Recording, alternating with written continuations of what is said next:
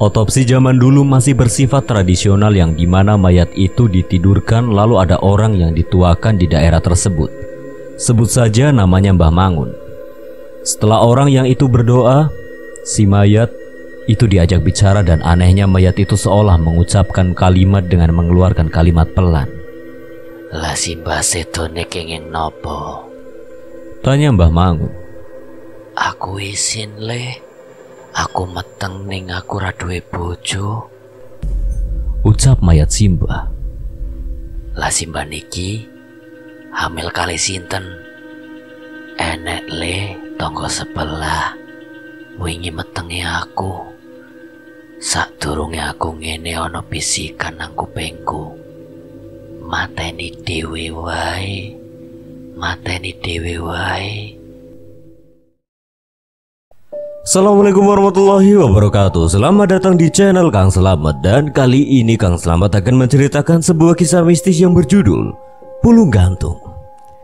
Yen wis wancine giliranmu teko, kowe ra iso lunga. Cerita ini ditulis oleh Wahidur Rohim. Sebelum kita masuk ke ceritanya, buat kalian yang belum subscribe channel ini, tekan tombol subscribe-nya dan tekan tombol notifikasinya agar kalian tidak ketinggalan cerita seram lainnya dari Kang Slamet. Gak usah berlama-lama lagi, langsung saja kita masuk ceritanya. Pulung Gantung. Si pengurang dan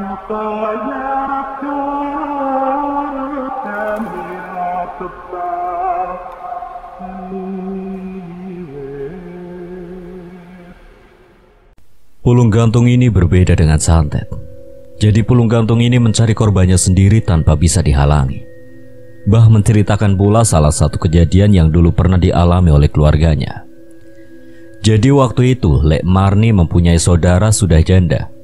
Nah, suatu ketika ada salah satu tetangganya yang melihat bola api yang terbang di atas rumah warga di saat malam hari. Sontak ia pun berteriak, Pulung gantung! Kui pulung gantung kui!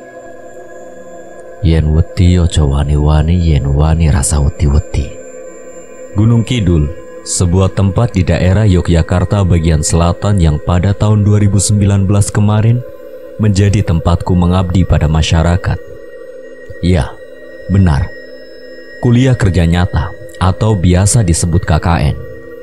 Namaku Asep. Aku adalah mahasiswa dari salah satu universitas negeri di Yogyakarta. Tahun 2019 merupakan tahun yang tak akan kulupakan kenangannya. Tahun dimana COVID-19 belum merajalela dan juga kenangan masa indah ketika KKN tentunya. Ngomongin soal KKN di Gunung Kidul, aku jadi ingat salah satu fenomena di Gunung Kidul yang mungkin kalian tidak asing ketika mendengarnya. Ya, benar sekali. Pulung gantung. Pulung gantung menurut sekelumit informasi yang kudapatkan dari internet. Pulung gantung adalah sosok yang menyerupai bola api dan katanya ketika si pulung gantung ini jatuh di salah satu rumah warga, maka di sanalah akan ada yang meninggal dengan cara gantung diri. Oleh sebab itu sosok ini disebut sebagai pulung gantung. Hujan malam itu membuatku pulang sedikit lebih malam yang akibatnya aku pun diteror oleh teman-teman KKN untuk segera pulang ke posko. Malam itu memang temanku yang laki-laki sedang berada di luar desa dan akibatnya hanya anak perempuan yang ada di sana. Oh ya, malam itu aku berkunjung ke rumah mbahku yang berada di daerah Ngelipar, tentu saja bersama kawanku. Sebut saja namanya Apip. Kami berangkat dari posko sekitar selepas Isya dan menggunakan kuda besiku. Kami menembus gelapnya hutan di daerah Gunung Kidul. Selama di perjalanan kami berbincang membahas yang salah satu mitos yang sudah sangat terkenal di Gunung Kidul, yang tadinya sempat disampaikan oleh Simbah ketika kami berkunjung ke rumahnya. Namanya adalah pulung gantung. Ternyata di era modern seperti ini masih ada kepercayaan yang masih dipercaya oleh masyarakat luas. Namun kami pun tak bisa menyalahkan atas kepercayaan mereka. Namun jika dilihat dari sisi yang lain, mungkin kejadian bunuh diri ini disebabkan oleh depresi atas masalah yang sedang dihadapi oleh para korban semasa hidupnya. Tak terasa saking asyiknya kami membahas kisah pulung gantung di atas motor, Tak terasa kami sudah tiba di depan posko KKN. Pada akhirnya kami menutup hari itu dengan kisah mistis tentang pulung gantung seperti yang diceritakan simbahku. Ya, walau dengan posisi semakin penasaran dengan apa itu pulung gantung yang membuat tidurku tidak nyenyak malam itu. Jalanan kering dan berdebu menjadi pemandangan yang sudah lumrah ketika berada di tempat KKN kami. Bukan tanpa sebab. Ya, memang seperti inilah keadaannya, dilanda kekeringan ketika musim kemarau panjang menjadi momok warga. Air adalah sumber kehidupan. Begitulah kalimat yang sering kali aku dengar. Jadi bagaimanakah hidup ini jika sedang dilanda kekeringan? Jangankan untuk mandi sekali sehari, untuk konsumsi air rumah tangga pun harus berhemat dan benar-benar hemat. Siang itu aku berkunjunglah ke salah satu rumah pemuda yang sebut saja namanya Mas Putra. Jadi memang ketika kami KKN, setiap hari memang aku suka bermain ke rumah warga dan berbincang dengan mereka. Ya, hitung-hitung menambah persaudaraan. Assalamualaikum. Kula nuwun Budhe. Mas putrane wonten? Waalaikumsalam. Monggo Mas KKN. Itu putra lagi di halaman belakang rumah. Kayaknya barusan nyabut ketela, disusul aja. Oh, nggih Bu, permisi nggih. Ucapku sembari berjalan ke halaman belakang. Sebelum aku menyapa, terlihat beberapa meter sebelum aku sampai di posisi Mas Putra. Aku melihatnya seolah sedang memikirkan sesuatu dengan posisi kepala melintas ke atas. Mas, kenapa ya? Ucapku sambil menepuk pundaknya. Pulung gantung. Pulung gantung. Hah? Kenapa dengan pulung gantung, Mas? Astagfirullah. Nggak ada apa-apa, Mas. Tadi aku cuma bengong aja. Ucap Mas Putra sambil melanjutkan memisahkan ketela dari pohonnya. Aku tak semudah itu percaya dengan apa yang disampaikan oleh Mas Putra. Lantas aku pun menanyakannya sekali lagi padanya sambil aku membantu memisahkan ketela dengan pohonnya. Udah Mas, santai aja. Sebenarnya tadi Mas mikirin apa ya? Kok mukanya sampai pucat begini? Nganu Mas. Nganu itu apa Mas? Pulung gantung. Kemarin ada korban pulung gantung di desa sebelah. Kok aku jadi takut nanti aku ataupun orang tuaku meninggal dengan cara seperti itu ya Mas? Bukannya meninggal sebelum waktunya, itu nantinya masuk neraka ya Mas? Aku takut masuk neraka Mas. Jelas Mas Putra padaku. Emangnya zaman sekarang masih pada percaya dengan mitos seperti itu ya Mas? Oh ya jelas noh. Ini cuma berlaku di Gunung Kidul atau di daerah sekitar sini juga Mas? Wah, kalau itu kayaknya cuma berlaku di daerah Gunung Kidul aja deh Mas. Besok malam Mas kalau ada waktu tak antar ke rumah Mbah Sonto. Kebetulan beliau belum lama pulang dari rantau Mas. Beliau lumayan paham dengan apa itu pulung gantung. Wah, boleh Mas. Besok malam kamu datang aja ke posko ya. Kita berangkat selepas Isya. Biar nanti aku ajak Habib juga. Oh iya Mas, ini tolong bantu bawa ketela ini ke rumah ya Mas. Mama mau buatin cemplon buat Mas dan kawan-kawan di posko KKN. Wah, gak usah repot-repot Mas. Udah Mas, santai aja. Tolong ambilkan liri itu Mas buat bawa ketela ini. Ya wes, oke. Aku pun membantu membawa ketela itu ke rumah Mas Putra dan langsung kami kupas dan selanjutnya diserahkan ke Bude untuk diparut dan diolah menjadi cemplon. Tak terasa hari sudah surup dan aku pamit untuk kembali ke posko. Dikarenakan nanti harus sholat berjamaah di masjid. Keesokan malamnya di mana malam ini aku sudah janjian dengan Mas Putra untuk berkunjung ke rumahnya Mbak Sonto yang letaknya ada di desa sebelah. Tak lupa aku mengajak Apip dan Mas Putra berboncengan dengan kawannya, sebut saja namanya Narko. Dia adalah anak dari salah satu warga desa tempatku KKN dan bapaknya adalah pengrajin gamelan yang sangat terkenal di daerah Gunung Kidul. Mas Put, sebenarnya pulung gantung itu apa sih? Jadi gini Mas, di Gunung Kidul tuh setahu saya ada 2 pulung. Yang pulung pertama tuh pulung berkah, kalau ada pilihan lurah tuh pasti warga pada ronda lihat pulung jatuhnya di mana. Dan pasti itu yang akan menang. Nah, yang satunya pulung gantung. Pulung gantung ini warnanya lebih merah dan lebih gede bulatannya. Dan untuk waktu pulung gantung ini bisa sewaktu-waktu, bisa sore atau malam. Setelah pulung gantung ini turun di rumah warga, pasti paginya atau langsung ada anggota yang gantung diri. Dulu pernah ada dekat rumahku.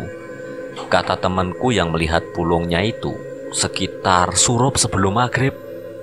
Nah, paginya tuh ada yang gantung diri di dalam rumah yang kejatuhan pulung itu. Dari bentuknya pulung itu seperti bola api, Mas. Pas jatuhnya tuh meledak. Walah, kok ngeri, Mas? Jawab Apip.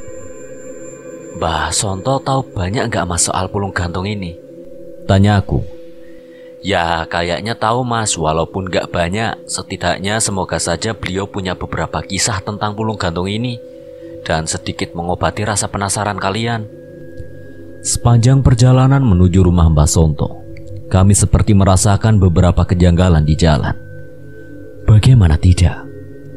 Kami berangkat selepas Isya namun jalan sangat sepi.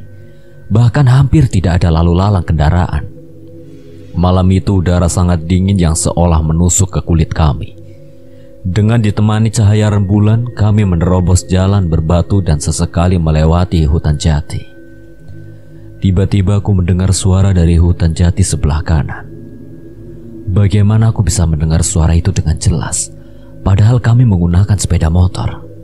Entahlah, aku pun sampai sekarang heran dengan kejadian itu. Pep, kamu dengar gak suara tadi? Oh, coba kamu sambil nengok ke kanan ya. Aku takut ada macan. Konon katanya di daerah Gunung Kidul masih ada harimau yang menghuni hutan jati. Oleh sebab itu aku takut jikalau yang kami dengar saat itu adalah harimau yang siap menerkam kami malam itu. Tak berselang lama mulailah kami memasuki pemukiman warga dan akhirnya kami melihat rumah limasan tua yang terletak di atas balai dusun. Oh ya, jadi maksud rumah di atas balai dusun itu tidak serta-merta rumah itu tersusun di atasnya ya. Jadi memang karena kondisi geografis Gunung Kidul, hal itu mengakibatkan rumah terkadang ada di dataran yang lebih tinggi dari rumah warga lainnya. Tibalah kami di sebuah rumah limasan khas daerah Gunung Kidul.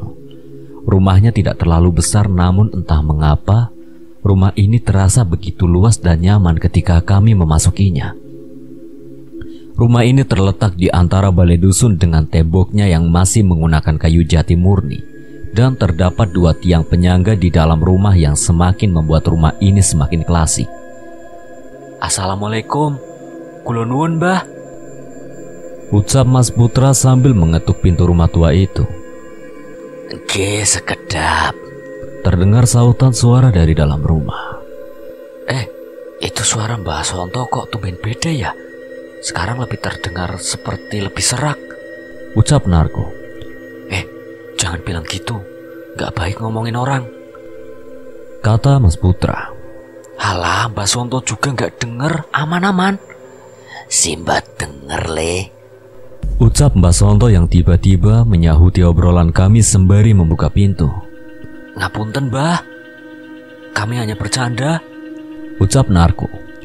Kami pun dipersilahkan masuk dan ternyata di dalam sudah tersaji ubi rebus yang masih tampak hangat yang menandakan bahwa itu baru dimasak.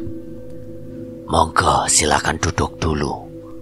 Sembari mempersilahkan kami untuk duduk, beliau meneguk air dan lanjut menanyakan kenapa kami datang malam-malam begini.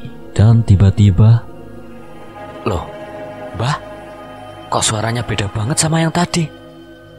Tadi Simba kesurupan toh? Tanya Narko ketika kaget mendengar suara Mbah Sonto yang berbeda dengan tadi ketika kami masih di luar. Kesurupan gundulmu. Simba tadi suaranya serak gara-gara habis makan ubi rebus. Belum sempat minum malah dengar kalian teriak-teriak dari luar. Pantesan tak kirain kenapa tadi Mbah, ucap Narko sambil cengingisan. Alah lele, kenapa kok tumben malam-malam gini main kesini kowe Put? Jadi gini Mbah, Ini ada Mas KKN kemarin, dia tanya-tanya soal pulung gantung. Nah, daripada aku salah jelasin, mendingan tak ajakin aja ke sini. Oh alah, ini Mas yang KKN di desamu itu toh? Wah, salam kenal ge Mas. Sebut ae namaku Mbah Sonto. Nggih, matur nuwun, Mbah. Kulo Asep dan ini temanku namanya Apip. Kenapa? Kok kalian penasaran banget dengan pulung gantung? Jarang banget ada mahasiswa yang tanya soal seperti ini soalnya. Iya, Mbah. Kemarin soalnya saya berkunjung ke rumah simbahku di daerah Nglipar. Dan di sana sempat mendengar istilah itu. Makanya saya semakin penasaran. Oh, jadi ngene le. Pulung gantung iku adalah semacam bola api yang akan jatuh di suatu rumah. Dan nantinya di mana bola api ini terjatuh, maka disitulah akan ada anggota keluarga yang akan meninggal dengan cara gantung diri. Dari situ mulailah Mbah Sonto menceritakan tentang kejadian pulung gantung yang pernah ia dengar dan ternyata kejadiannya belum lama.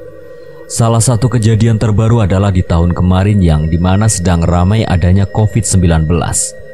Jadi Mbah Sonto ini merupakan warga asli Gunung Kidul yang merantau ke kota.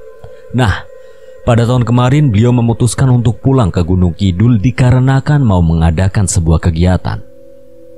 Acara berlangsung seperti biasa, namun ketika setelah acara Mbah Sonto berkumpul dengan keluarganya yang ada di sana. Dan di sanalah beliau mendapatkan cerita ini. Cerita tentang pulung gantung. Singkat cerita, ada salah satu keluarga Mbah Sonto, sebut saja namanya Lek Marni, yang menceritakan pengalamannya ketika menjumpai fenomena pulung gantung ini. Beliau menceritakan kisah tentang pulung gantung. Jadi pulung gantung ini adalah salah satu fenomena yang sudah menjadi kepercayaan masyarakat Gunung Kidul, dari mulai anak-anak sampai dengan orang tua. Menurut sejarahnya, pulung gantung awal kisahnya di zaman dahulu, tepatnya di kerajaan Majapahit yang dipimpin oleh Prabu Brawijaya. Singkat cerita, Prabu Brawijaya ini moksa dan kondisi kerajaan Majapahit sedang ada seteru dengan kerajaan lain. Dan prajurit dari Prabu Brawijaya ini melarikan diri ke daerah Gunung Kidul. Sesampainya para prajurit dari Prabu Brawijaya ini di daerah Gunung Kidul, mereka baru mengetahui bahwasanya rajanya telah moksa. Akhirnya mereka seperti putus asa dan memutuskan untuk moksa juga dengan cara bunuh diri. Namun dikarenakan kadar ilmu mereka berbeda dengan sang raja, maka dari itu mereka benar-benar pure bunuh diri. Dikarenakan arwah dari manusia yang bunuh diri itu tidak diterima oleh Tuhan dan tidak pula diterima oleh bumi, sehingga arwah mereka bergentayangan dan pada akhirnya mereka menyesali perbuatan itu. Menurut mitosnya mereka menjelma menjadi semacam bola-bola api yang dimana mereka pula memberikan kutukan bahwa mereka akan mengajak orang Gunung Kidul untuk menemani mereka. Setelah kejadian itu, mulailah muncul fenomena pulung gantung ini di daerah Gunung Kidul. Namun fenomena ini hanya dialami oleh warga masyarakat asli dari Gunung Kidul. Jadi untuk teman-teman yang pendatang dan menetap di Gunung Kidul tidak usah khawatir akan mengalami fenomena ini. Pulung gantung itu sebenarnya jika dilihat secara fisik terlihat seperti banaspati namun tidak bisa berubah wujud. Dan ketika si pulung gantung ini jatuh di salah satu rumah warga, maka di rumah itulah akan ada orang yang meninggal dengan cara gantung diri. Pulung gantung ini berbeda dengan santet. Jadi pulung gantung ini mencari korbannya sendiri tanpa bisa dihalangi. Mbah menceritakan pula salah satu kejadian yang dulu pernah dialami oleh keluarganya. Jadi waktu itu Lek Marni mempunyai saudara sudah janda. Nah, suatu ketika ada salah satu tetangganya yang melihat bola api yang terbang di atas rumah warga di saat malam hari. Sontak ia pun berteriak, "Pulung gantung kui, pulung gantung!" Akibat dari adanya penampakan pulung gantung itu, warga menjadi panik dan langsung menghampiri rumah Lek Marni. Mereka berkumpul mempunyai tujuan supaya tidak ada anggota keluarga yang menjadi korban pulung gantung saat itu. Malam itu warga menjaga kediaman dari Lek Marni selama semalam suntuk. Namun tanpa diduga ternyata warga tetap saja kecolongan. Jadi saudara dari Lek Marni ternyata sudah ditemukan tewas gantung diri di dapur dengan menggunakan tali dandung. Tali yang dipakai untuk mengikat lembu dan diikatkan dengan posisi lidah sudah menjulur keluar. Basonto menjelaskan bahwasanya ketika si korban pulung gantung ini meninggalnya menghadap ke arah mana, maka di sanalah akan ada korban berikutnya. Singkat cerita, Simbah diturunkanlah dari posisi gantung diri itu dan dibaringkan. Lek Marni menceritakan bahwasanya pada zaman dulu itu juga sudah ada otopsi. Otopsi zaman dulu masih bersifat tradisional yang dimana mayat itu ditidurkan lalu ada orang yang dituakan di daerah tersebut. Sebut saja namanya Mbah Mangun. Setelah orang yang itu berdoa, si mayat itu diajak bicara dan anehnya mayat itu seolah mengucapkan kalimat dengan mengeluarkan kalimat pelan. Lah Simbah sedone kenging nopo? Tanya Mbah Mangun. Aku isin le, aku meteng ning aku ra duwe bojo. Ucap mayat Simbah. Lah Simbah niki hamil kali sinten? Enek le tonggo sebelah wingi metenge aku. Sadurunge aku ngene ana bisikan nang kupingku. Mateni dhewe wae. Mateni dhewe wae. Ucapnya lirih. Dari percakapan itu Simbah sempat menyampaikan bahwa ia sangat menyesal. Mengapa dia bisa meninggal dengan cara seperti ini? Simbah juga menyampaikan bahwa bisikan yang menyuruhnya untuk bunuh diri itu sangatlah kuat dan terdengar setiap malam di telinganya. Ciri-ciri orang gantung diri dan itu merupakan korban dari pulung gantung ialah di mana orang ini gantung diri, di bawahnya akan ditemukan gelu atau semacam bulatan tanah yang berjumlah ganjil. Kalian boleh percaya boleh tidak, namun kenyataannya yang terjadi memang seperti itu adanya. Setelah kejadian itu, salah satu warga langsung mencari dan menanyakan perihal apa yang disampaikan Simbah itu. Dan benar saja, orang yang bersangkutan mengakui dan meminta maaf atas kejadian yang sudah ia perbuat selama ini. Akhirnya dikuburkanlah Simbah ini dan setelah ada kejadian pulung gantung ini, diadakanlah upacara, ruatan desa dan mengadakan pertunjukan wayang. Adanya ruatan desa ini, masyarakat berharap supaya kejadian pulung gantung ini tidak menyebar luas lagi. Namun, Basonto tadi sempat bilang bahwasanya pulung gantung ini tidak bisa berhenti. Jadi terus berlanjut dari rumah ke rumah. Menurut penjelasan Basonto, rumah yang pernah menjadi tempat orang terkena pulung gantung ini akan ditinggali oleh pemilik atau penghuninya. Beberapa minggu setelah diadakannya acara ruatan desa, ternyata di desa sebelah ada yang mengalami fenomena pulung gantung juga. Namun seperti yang tadi di awal sudah dijelaskan, di mana ketika arah si korban pulung gantung ini menghadap, disitulah akan ada korban berikutnya. Dan benar saja arahnya tepat mengarah ke desa sebelah ini. Untuk kejadian yang menimpa warga desa sebelah ini pun sama dengan yang terjadi di desa Basonto ini. Jadi semalam sebelum si korban ini gantung diri, warga juga melihat bola api yang terbang dan jatuh di rumah si korban ini. Alhasil dijagalah rumah warga ini, namun sayangnya tetap saja kecolongan. Dan pada akhirnya tetap ada korban. Jadi sebenarnya Simbah waktu gantung diri, posisi ikatan lehernya itu tidak terlalu kencang. Karena begini mas, yang namanya pulung gantung ini mau dihalangi seperti apapun, tetap akan memakan korbannya. Ucap Basonto. Wah, berarti bahaya banget ini ya Mbah, pulung gantung itu. Iya mas. Tapi mas tenang aja, pulung gantung hanya akan mencari korban yang dimana mereka adalah warga asli dari Gunung Kidul dan tidak berpengaruh dengan pendatang, apalagi masnya yang cuma KKN. Jelas Basonto. Basonto juga menceritakan bahwasanya setelah desa sebelah ada warganya yang mendapati pulung gantung, mereka juga mengadakan acara ruat desa. Setelah itu Basonto juga menceritakan bahwa ketika sedang kumpul keluarga itu, beliau juga bertanya, memang sebenarnya pulung gantung itu masih ada nggak sampai sekarang? Oh ya masih toleh. 2 bulan yang lalu ada korban pulung gantung juga. ucap Lek Marni. Jadi kasus 2 bulan yang lalu itu menimpa, panggil saja Lek Sukar. Jadi kala itu rumah Lek Sukar sudah dijaga selama semalam oleh warga dan alhamdulillahnya tidak ada warga yang kandung diri malam itu. Namun seperti yang sudah disampaikannya sebelumnya, yen wis wancine pulung gantung teko, korbane mesti ono. Yang artinya apabila sudah nampak pulung gantung pasti ada korban yang gantung diri.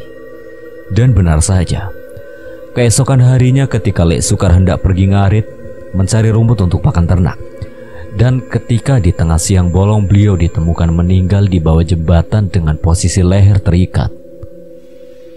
Pada kasus pulung gantung ini, yang membuat aneh adalah di mana lehernya Lek Sukar ini diikat dengan tali rafia yang terikat dengan pohon di belakangnya, dan posisinya pun tidak menggantung.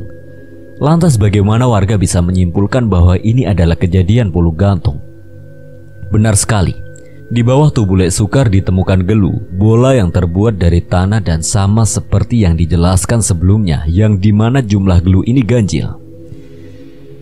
Jadi Mas, mau bagaimanapun alasannya, cara meninggalnya tetap gantung diri.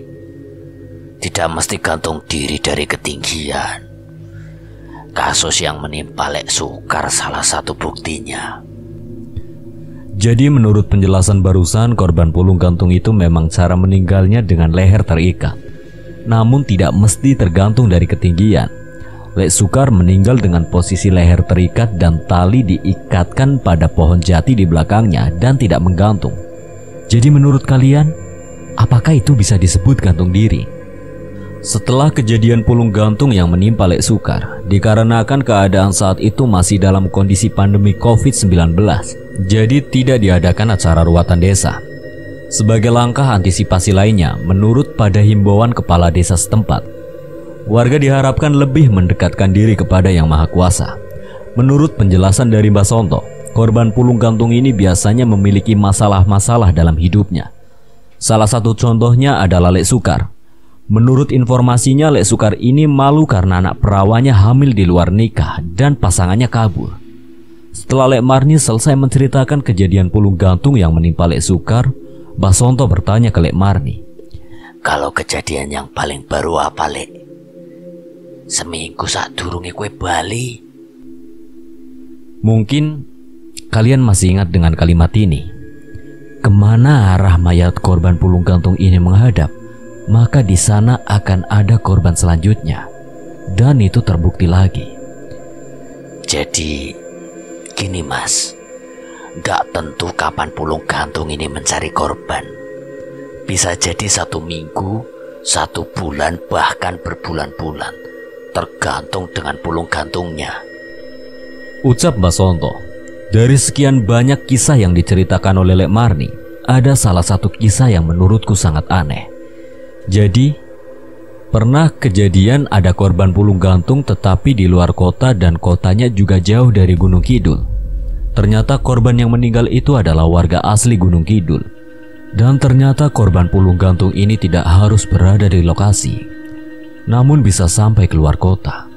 Namun yang perlu dicatat adalah si pulung gantung ini memangsa korban yang itu merupakan warga asli dari Gunung Kidul. Entah mereka berada di mana, selama mereka adalah warga asli Gunung Kidul, peluang mereka meninggal dan menjadi korban pulung gantung tetap ada. Terima kasih buat Wahidur Rohim yang telah mengizinkan saya membawakan ceritanya. Apabila ada kesalahan atau kekurangan, Kang Selamat memohon maaf sebesar-besarnya. Akhir kata, Kang Selamat pamit undur diri. Wassalamualaikum warahmatullahi wabarakatuh.